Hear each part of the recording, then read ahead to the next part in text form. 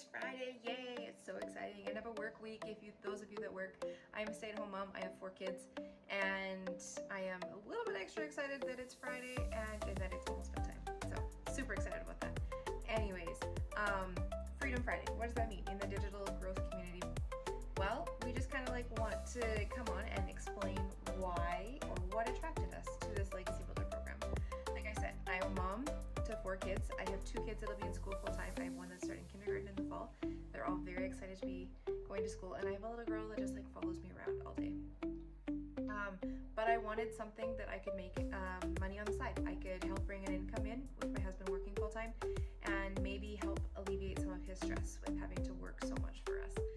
And I wasn't ready to go work outside the home. I've done that